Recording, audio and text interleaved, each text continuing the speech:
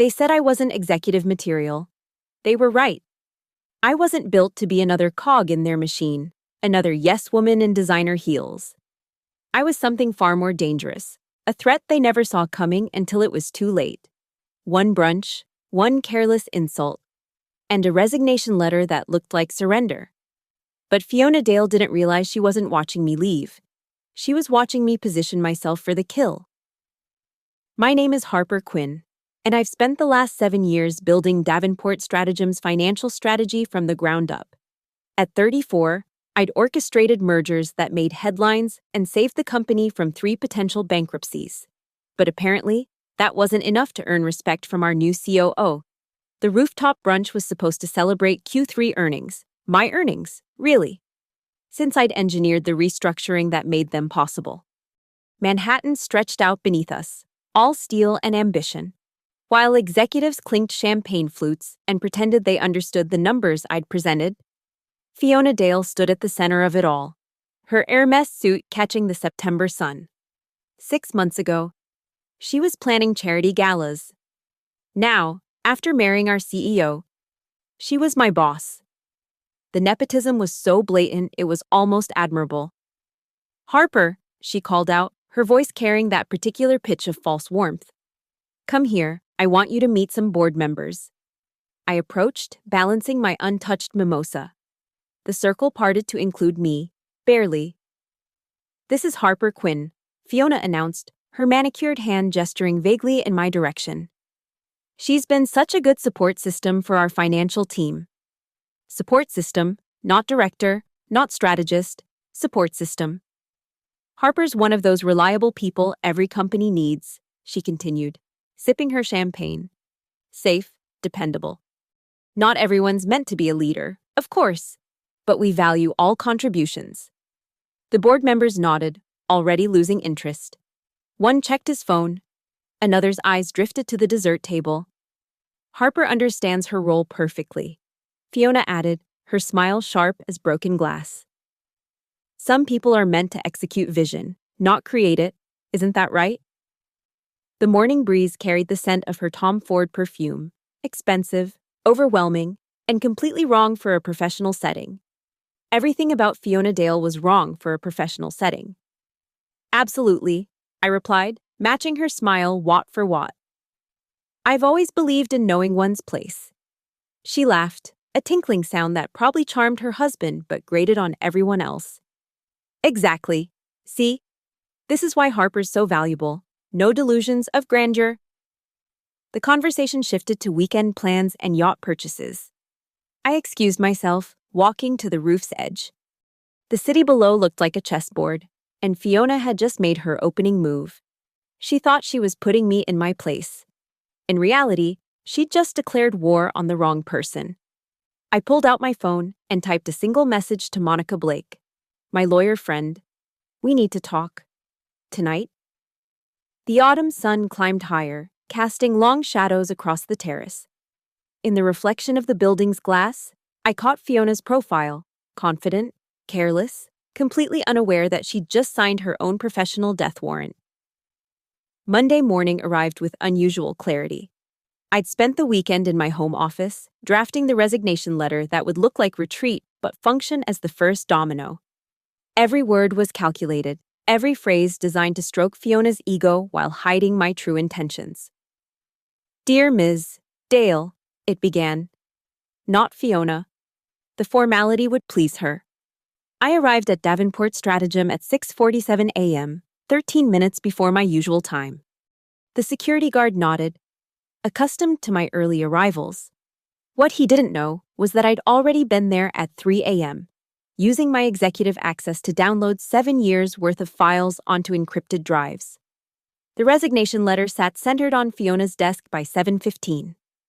By 7:30, I was in my office, methodically backing up everything: emails, financial reports, internal memos, audit trails. My personal laptop hummed quietly, transferring terabytes of data through secured channels Monica had recommended. At 8:03, Fiona's assistant knocked. "She wants to see you." Fiona's office reeked of that same Tom Ford perfume. She sat behind her glass desk, a recent edition that screamed insecurity, holding my letter like it might explode. "Harper," she said, attempting concern.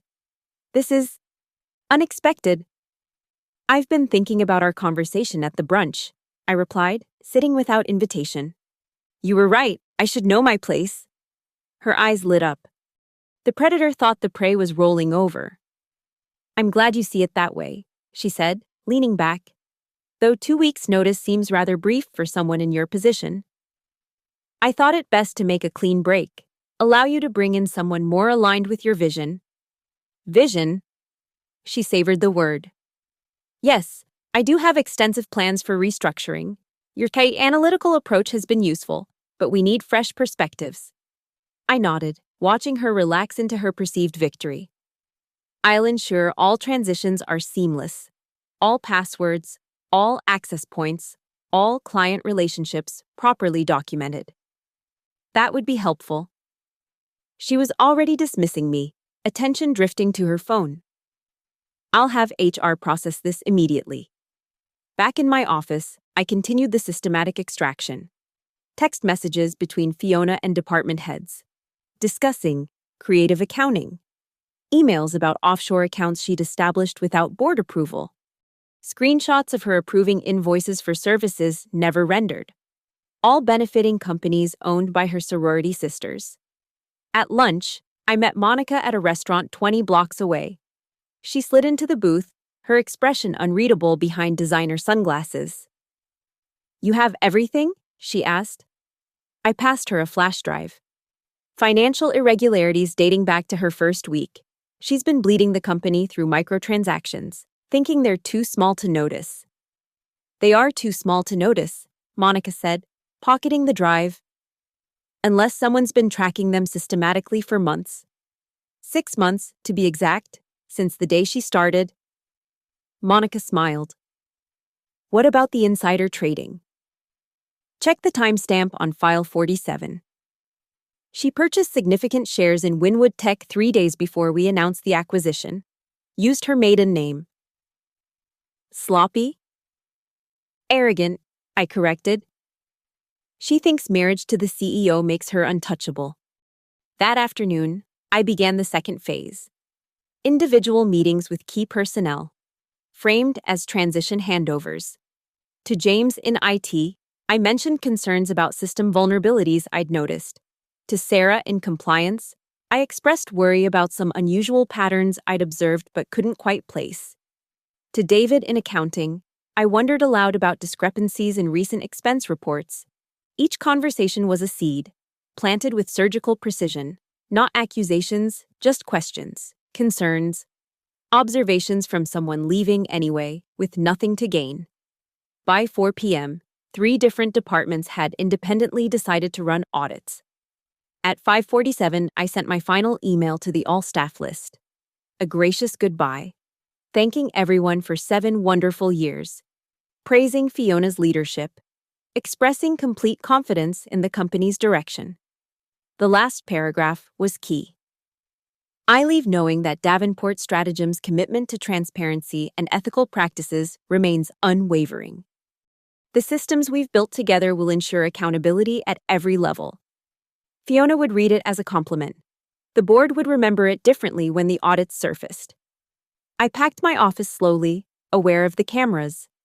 Every movement suggested defeat, resignation, acceptance. Inside, I was composing the next movement of this symphony of destruction. The security guard wished me luck as I left. "Shame to see you go, Mrs. Quinn." "Every ending is a new beginning," I told him, balancing my box of personal items. He had no idea how true that was. The beauty of a well-designed system is that it runs itself. By Wednesday, I was officially unemployed, sitting in my Tribeca apartment with 6 monitors displaying various feeds. Monica had called it overkill. I called it thoroughness. My network inside Davenport Stratagem wasn't built on loyalty to me. It was built on their hatred of Fiona. 6 months of her management had created a small army of the wronged, passed over promotions, stolen credits, public humiliations. I simply gave them the tools to fight back. The first text came from James in IT at 9:14 a.m. Strange activity on FDA's accounts. Multiple access attempts from different IPs. I smiled, sipping my coffee. Those weren't attempts. They were my planted breadcrumbs, designed to trigger security protocols. Each failed login would be logged, investigated, traced back to times when Fiona was supposedly in meetings, but her keycard showed her in her office. By noon, I'd orchestrated a beautiful chaos without lifting a finger. Sarah from compliance had discovered the offshore accounts during her routine audit. David in accounting found invoice discrepancies that led to shell companies. The IT security team noticed unusual data transfers dating back months. The genius was in the timing. Each discovery seemed independent, organic. No one realized they were all pulling threads from the same tapestry I'd woven. At 2:30, I received a call from an unknown number. Derek Vaughn's voice was tight with barely controlled anger. "Harper, it's Derek. I need to speak with you." Privately. Derek, Fiona's husband, Davenport's CFO, and the man whose career I'd saved 3 years ago when I caught an 8-figure accounting error before it hit the SEC's radar. He hadn't forgotten. We met at a private club in Midtown. Derek looked like he'd aged 5 years in 3 days. His usual pristine appearance was cracking. Tie loosened, stubble showing, eyes bloodshot. "They're finding things," he said without preamble. "About Fiona. Things that could destroy more than just her career." I remained silent, letting him fill the void. "The Winwood Tech trades." "Christ, Harper." "She used information from my private files. If this comes out, they'll assume I was involved." "Were you?" I asked, knowing the answer. "God, no. But who'll believe that? My wife mysteriously makes perfect trades using insider information only I had access to." He downed his whiskey in one gulp. "She's destroyed us both." "Not necessarily," I said carefully. "If you act quickly, distance yourself." Corporate fraud investigators respect whistleblowers who come forward voluntarily. His laugh was bitter. "Turn in my own wife? Or go down with her? Your choice." I slid Monica's business card across the table. "She specializes in executive protection during corporate scandals, completely discreet." Derek stared at the card like it was a life raft. Which, in a way, it was. That evening, I activated Phase 2. The anonymous tips to the SEC were sent through encrypted channels, each containing just enough information to warrant investigation, but not enough to trace back to any single source. The beauty of working in financial strategy for 7 years is you know exactly which regulations matter and which violations trigger automatic responses. My phone buzzed with updates from my network. Emma, HR. F is losing it. Screamed at 3 assistants today. Marcus, legal. Board called emergency session for Friday. Lisa, executive assistant. She's trying to delete files. It locked her out. Each message was a note in the symphony, building toward crescendo. Fiona was panicking, making mistakes, creating new evidence with every desperate move. By Thursday morning, the company had hired external auditors. Fiona's access to financial systems was temporarily restricted pending review. Her office, that glass monument to ego, became a fishbowl where everyone could watch her unravel. I decided to twist the knife one final turn, using a burner phone. I sent a single text to Fiona. "Check your personal email." The email contained one line. "Your Winwood Tech trades were interesting. A concerned citizen." No threats, no demands. Just enough to let her know someone knew, someone was watching, someone had evidence. According to Emma, Fiona left the building at 11:47 a.m. and didn't return. Security cameras would later show her in the parking garage, frantically making phone calls, her perfect composure finally shattered. The investigation was no longer in my hands. I'd lit the fuse and built the bomb. But the explosion would happen without me. Every agency, every department, every betrayed employee would add their own accelerant to the fire. That night, I opened a bottle of the Chateau d'Yquem I'd been saving. The city lights sparkled below my apartment, indifferent to the corporate carnage occurring 20 blocks away. Revenge, I'd learned, was best served systematically. The files I'd planted were works of art, not malicious in any detectable way. That would have been crude, traceable. Instead, they were perfect mimics of standard financial documents, embedded with invisible tracking codes that would activate only when specific conditions were met. File Q3 projections. Final XLSX looked like any other spreadsheet, but when opened from Fiona's login between 8 p.m. and 6 a.m., her preferred hours for private work, it would log every keystroke, every cell accessed, every formula modified. Legal surveillance of company property. Technically, the employment contract she'd never bothered to read gave the company rights to monitor all activity on corporate devices. I'd seeded these files throughout the system weeks ago, using my administrative access to place them in folders Fiona would inevitably access: executive compensation, acquisition targets, board minutes, honeypots of corporate intelligence she couldn't resist. Thursday night, 10:47 p.m. My phone buzzed with automated alerts. Fiona was in the system, desperately trying to cover her tracks. Every file she opened, every document she deleted, every email she forwarded to her personal account, all meticulously recorded. The keystroke logger showed her panic in real time. 10:52 p.m. Attempting to delete Panama accounts, PPF. 10:54 p.m. Searching for whistleblower protection policy. 10:58 p.m. Accessing executive severance packages, docs. 11:03 p.m. Trying to modify audit logs, access denied. She was creating a digital trail of consciousness, documenting her own guilt with every action. But the true masterpiece was the SharePoint trap. I'd configured certain folders to maintain shadow copies of all deleted files, storing them in a hidden partition that would only surface during a forensic audit. Fiona thought she was erasing evidence. In reality, she was creating an archived confession. Friday morning brought phase 2 of the data trap.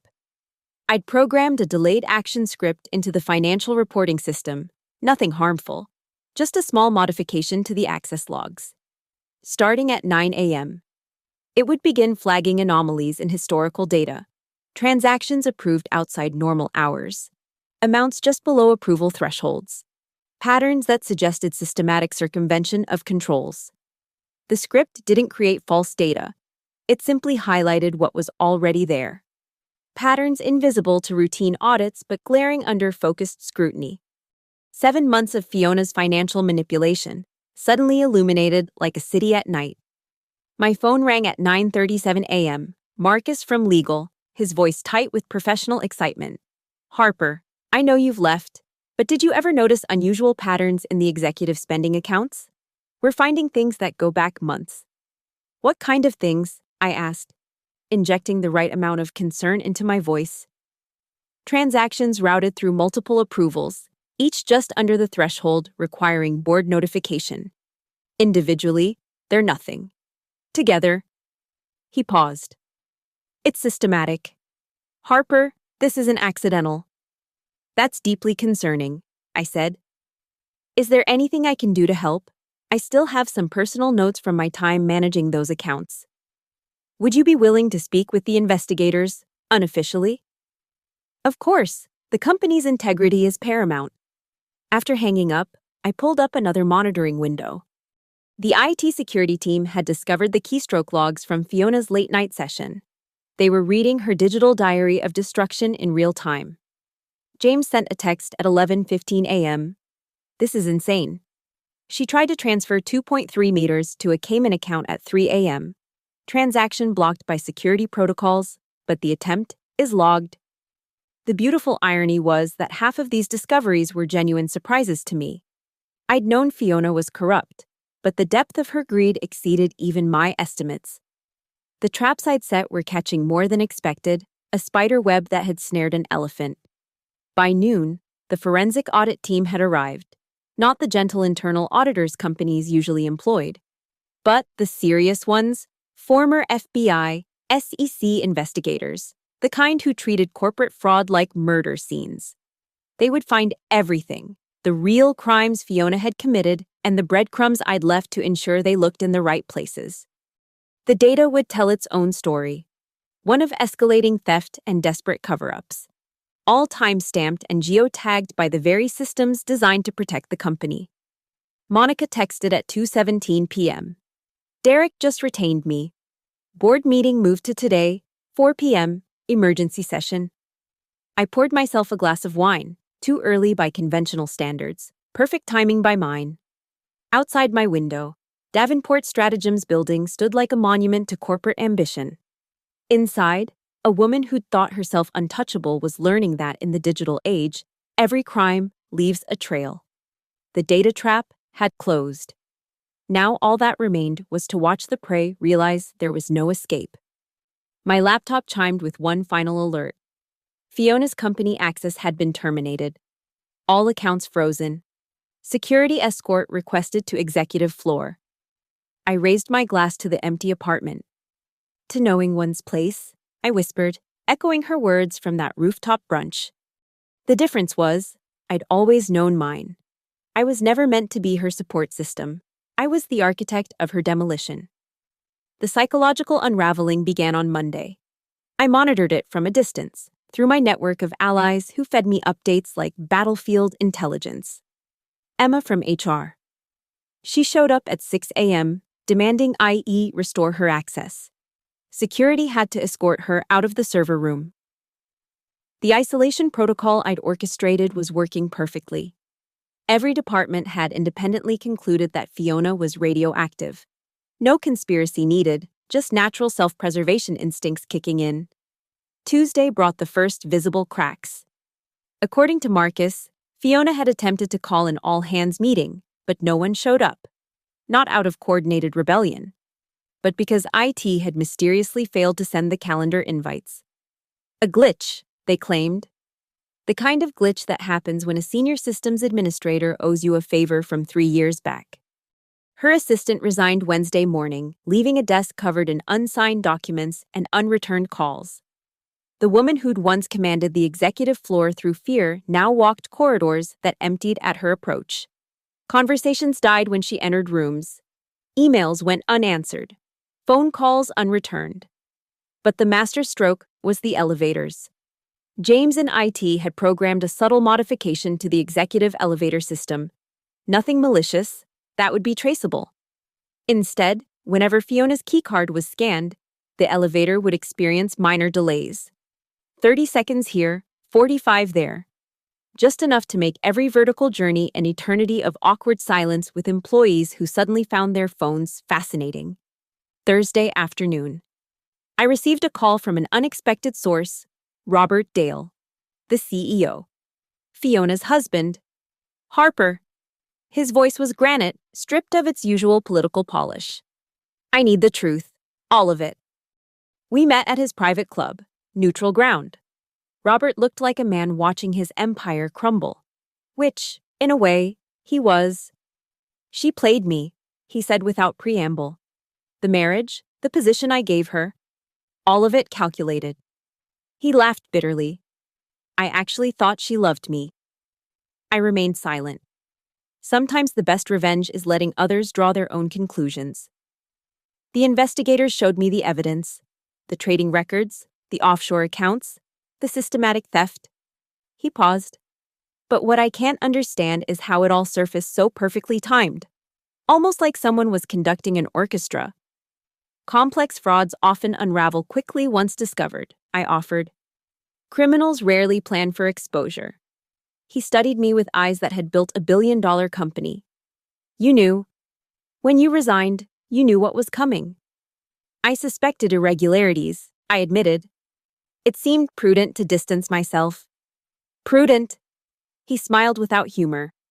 7 years of flawless service, and you leave 2 weeks after my wife insults you at a brunch. That's not prudence, Harper. That's precision. I met his gaze steadily. What do you want to hear, Robert? That I orchestrated your wife's downfall? That I planted evidence of crimes she didn't commit? Did you? I didn't need to. Fiona Dale destroyed herself. I simply ensured the evidence wouldn't stay buried. He nodded slowly. The board meets tomorrow. Criminal charges will be filed by Monday. Our marriage is over, has been since I saw those Cayman account transfers with her signature. I'm sorry, I said, meaning it. Robert had been collateral damage, not a target. Don't be. You did me a favor. Better to learn who she really was before she took everything. He stood, straightening his tie. There's going to be a vacuum in leadership. The board wants stability, someone who understands our systems. I'm sure you'll find someone suitable. I already have. If she's interested. He placed a business card on the table. Chief Operating Officer, the position Fiona thought she deserved. Turns out, we need someone who actually earned it. After he left, I sat alone, processing the offer. It wasn't part of the plan, but perhaps that made it even sweeter. Friday morning's news broke across financial media. Davenport Strategem COO faces federal fraud charges. Fiona's professional photo, the one where she'd insisted on being shot from below to appear more powerful, now graced articles about corporate corruption. My phone buzzed with messages from former colleagues. Shock, vindication, and underneath it all, relief. The tyrant had fallen. But the final psychological blow came from an unexpected source. Lisa forwarded me a video from the building's security footage, Fiona, standing alone in her glass office, watching as maintenance removed her nameplate from the door. Her expression wasn't anger or indignation, it was recognition. The moment she understood that every move had been anticipated, every escape route blocked, every ally turned. She knew, in that instant, that she hadn't just been defeated, she'd been orchestrated into destroying herself. The video ended with her walking out, carrying a single banker's box. Her Hermes suit wrinkled, her perfect composure finally, irreversibly shattered. I saved the video. Not out of cruelty, but as a reminder, never mistake silence for weakness. Never confuse a strategic retreat for surrender. And never, ever, tell someone they're not executive material when they're the one person capable of executing your complete destruction. The boardroom at Davenport Strategem hadn't seen drama like this since the hostile takeover attempt of 2019. I watched it unfold through Monica's real-time updates. She was representing Derek, who'd been called as a witness. Friday, 4:17 p.m. The emergency board meeting was in its second hour. 12 board members, 3 corporate lawyers, 2 federal investigators, and in the center of it all, Fiona Dale, desperately trying to maintain the facade of innocence. Monica's text. She's claiming she was set up, says someone planted evidence. Of course she was. It's the last refuge of the guilty, conspiracy theories. 4:32 p.m. Board presented her with the Cayman transfer attempt. Her own login, her biometric authentication. She's saying her credentials were stolen.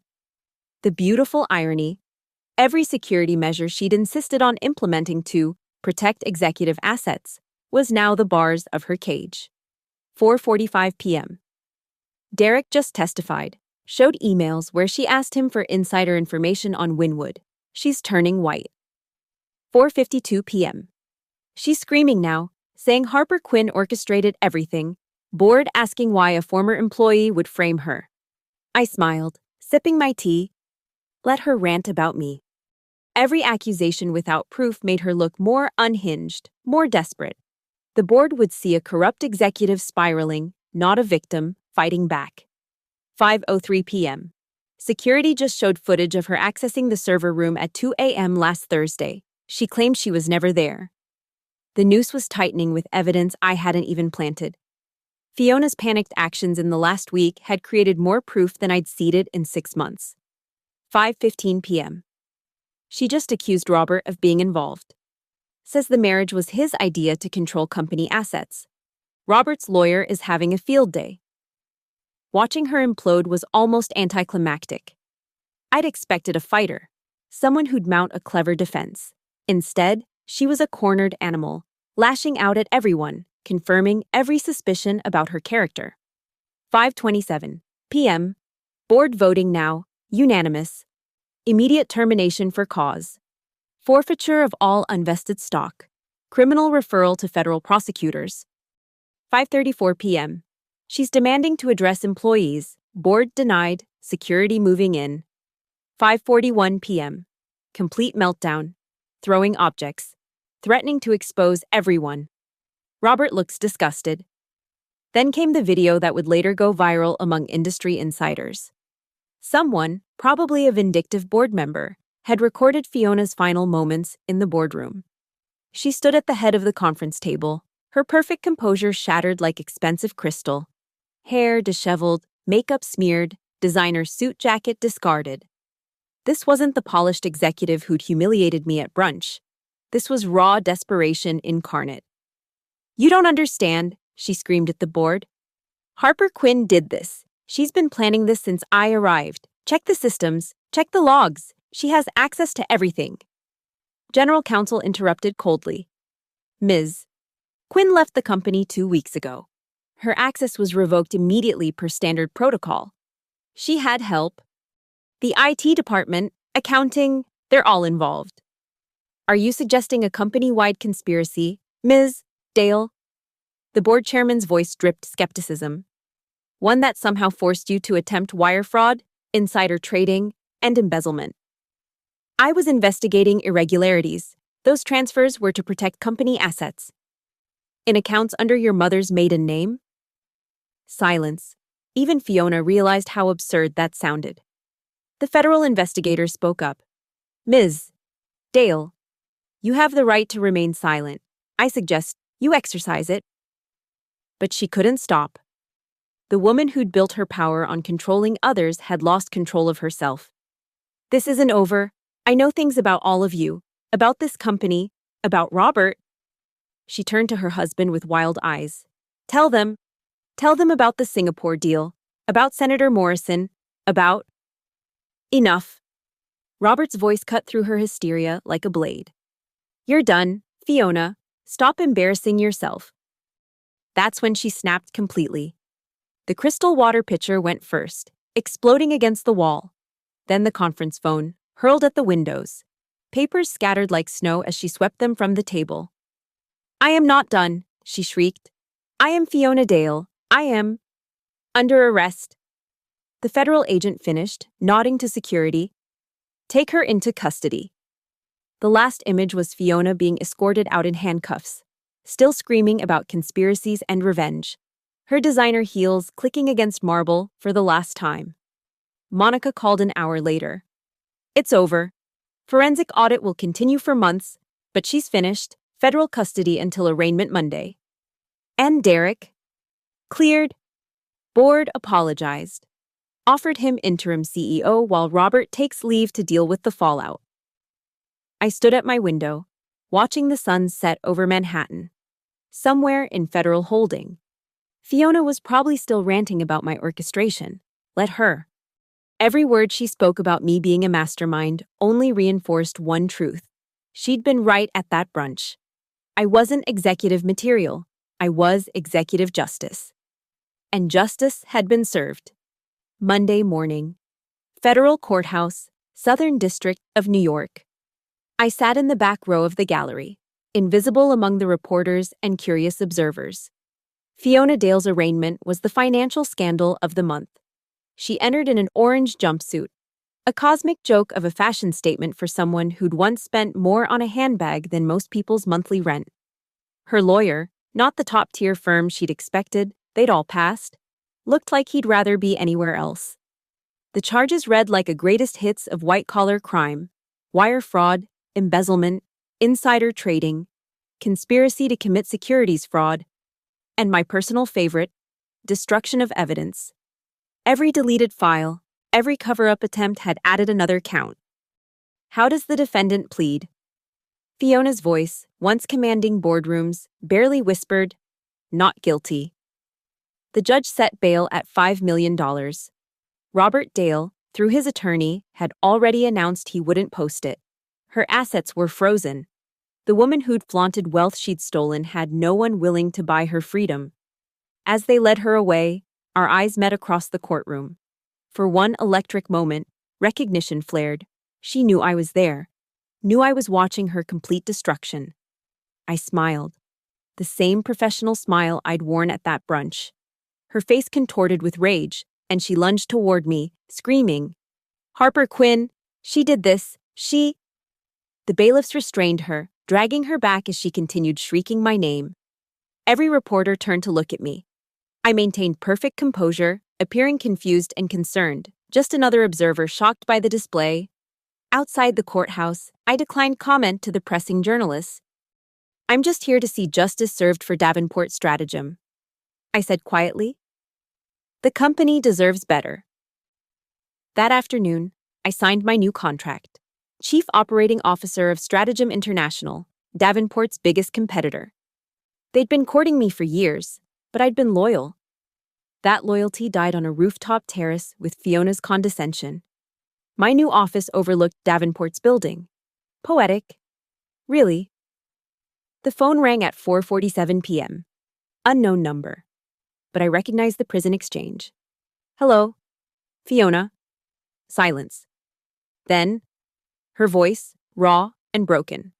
"Why?" "You know why. I could have made you rich. We could have been partners. You told me I wasn't executive material. Remember? Just a support system, someone who should know their place. So you destroyed my life over an insult?" "No," I said, looking out at the city where she'd never do business again. "I revealed who you really were. Every crime was yours, every theft, every lie, every cover-up. I just made sure it all came to light. You planted evidence. I planted mirrors. You provided the ugliness they reflected." Her breathing was ragged. "This isn't over. When I get out, in 15 to 20 years, with good behavior, I'll have transformed Stratagem International into everything Davenport could have been. Your name will be a cautionary tale in business schools, a footnote in corporate fraud textbooks. You're a monster. No, Fiona. I'm an executive. The kind you never recognized because you were too busy playing one." I hung up. There would be no more calls, no more contact. The game was over, and she'd lost everything: reputation, freedom, fortune, and future. That evening, I hosted a dinner for my new team at Stratagem International, brilliant minds who'd been poached from companies across the city, building something extraordinary. Over champagne, someone asked about my previous role. "I heard you worked with Fiona Dale," a young analyst ventured. "What was she like?" I considered the question, swirling my wine. "She taught me the most valuable lesson of my career." "What was that?" "Never underestimate someone you've dismissed. The person you ignore today might be the architect of your tomorrow." They laughed, thinking it was corporate wisdom. They had no idea how literally I meant it. Later, alone in my new office, I pulled up the video Monica had sent. Fiona's last day at Davenport, that moment of recognition in her glass office. I watched it one final time, then deleted it. The past was buried. The future was mine to build. My phone buzzed, a text from Robert Dale. "Heard about your new position. Congratulations. You deserve it." I typed back, "Thank you. Best wishes for Davenport's recovery. Harper." "Did you know this would happen when you resigned?" I stared at the question for a long moment, then responded, "I knew I wasn't meant to be anyone's support system. Sometimes knowing your worth means letting others discover what they've lost." He didn't reply. He didn't need to. Outside, Manhattan glittered with ambition and possibility. Somewhere in federal detention, Fiona Dale was learning that actions have consequences, that arrogance has a price, and that the person you step on today might be the one standing over your ruins tomorrow. She'd been wrong about me. I wasn't executive material. I was executive vengeance, served cold with a professional smile. The story ends here, at the peak of justice served. Thank you so much for listening to this story of corporate revenge and strategic justice. I'm curious, where are you listening from? Drop a comment below and let's connect. If you enjoyed Harper's calculated takedown of workplace tyranny, please subscribe to the channel and share your thoughts. What would you have done in Harper's position? Let me know in the comments.